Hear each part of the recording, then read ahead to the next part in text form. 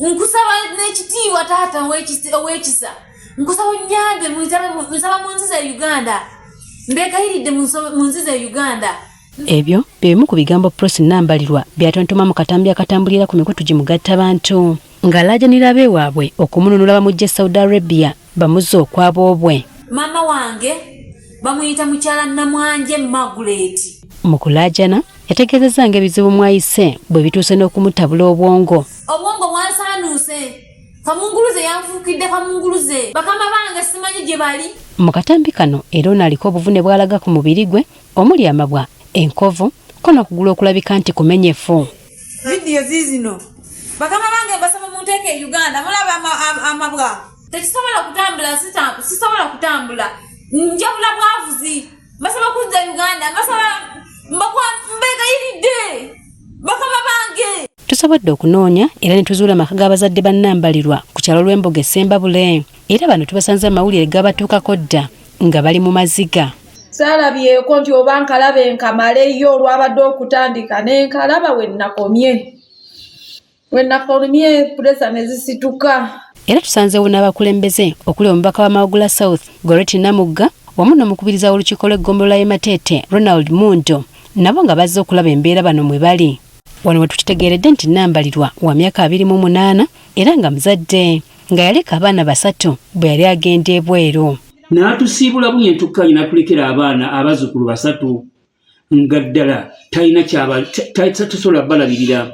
Mu kwogerako ne maama wa Nambalirwa Margaret Namwanje atutegeezezza nga muwala we bwe yagenda ku kyeyo mu 2022 wabula nga tebategeera mulimu mutuufu gwe yali agenze kukola. Agamba nti mu kusooka baali bawuliziganya kyokka nga abategeeza nga bw'atali bulungi okutuusa akaseera we katuuka nga tebakyamuwuliza.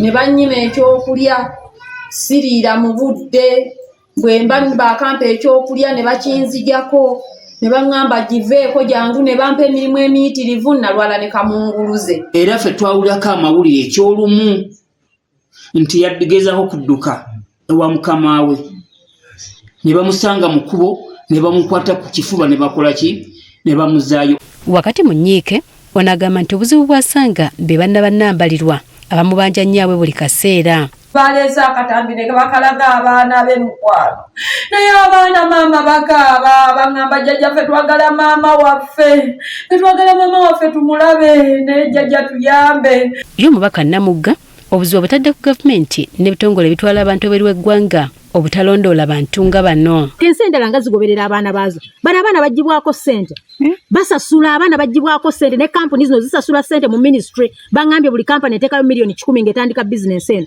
Kati bano bakubidde omu omulango ogutakungula eri bekikwatako okubayamba muwala waabwe akomewo okwaboobwe. Tusaba obuyambi batuyambe abaana bange munnange abaana b'omwana wange baleme okusigala nga bakaaba nga tebamanyi na nnyabwe gye yagwa. Nambalirwa si ye muntu asoose okubonaabonera mu mawanga ga Buwalabu ng'abantu bangi bazze beekubira enduulu nga bayita mu mbeera y'emu wabula gavumenti ekyalemeddwa okufuna eddagala ery'enkomeredde okuziyiza embeera eno ku Bannayuganda. Kamunguluze yanfuukidde kamunguluze.